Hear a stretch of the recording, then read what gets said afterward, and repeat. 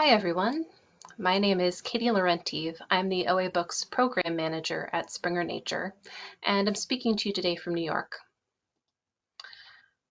I'd like to share with you some of the findings from a 2019 survey we conducted exploring the views of book authors about open access for books.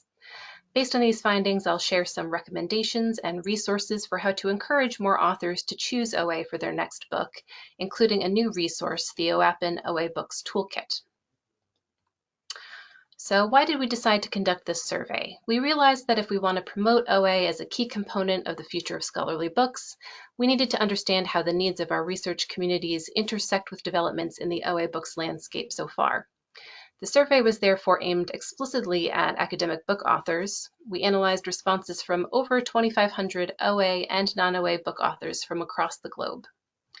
Notably, a majority of book authors agreed with the statement that all future scholarly books should be OA, and a significant number also said they were very or quite likely to publish their next book OA.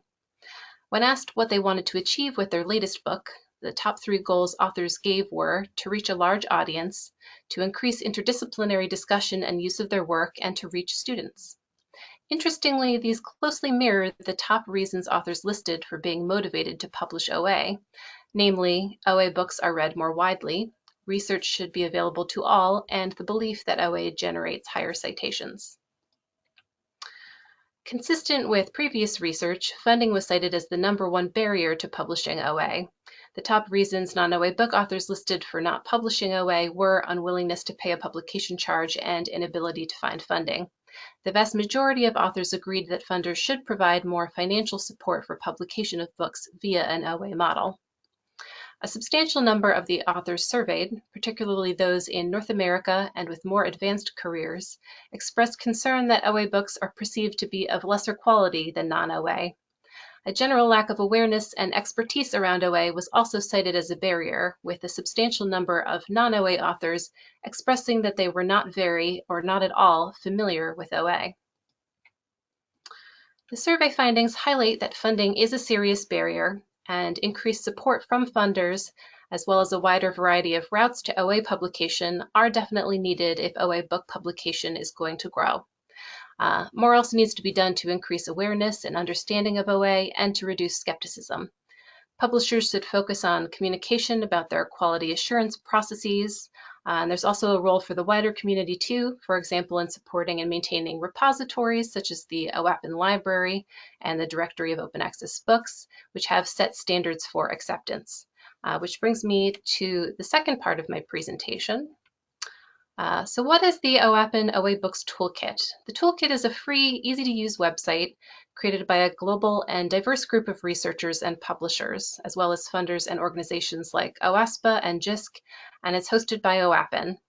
Its aim is to help authors better understand OA for books, increase trust in OA book publishing, provide reliable stakeholder-agnostic information and easy-to-find answers, and provide guidance through the process of publishing an open access book. So the site features around 30 articles on topics such as copyright and licensing, how to choose a publisher, and OA myth busting. It also contains FAQs, keywords, and a glossary for easy navigation.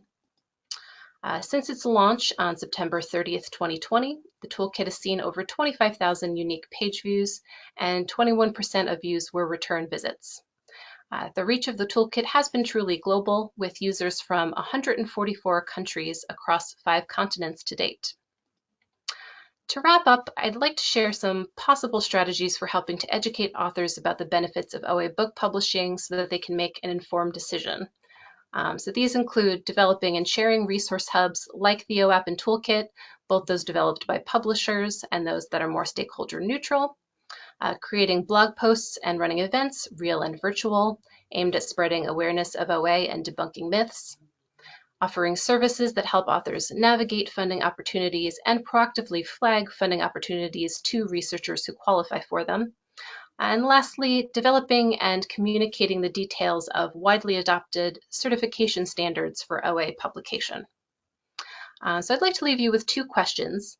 Do you agree with these strategies, and what other ideas do you have? We'd really love to hear your feedback in the poster session chat window or in the live chat session, which will be held on Wednesday, May 26th from 2:30 to 3 p.m. Eastern Standard. Please also feel free to tweet at us at SN_OA books with the conference hashtag. Thanks for listening.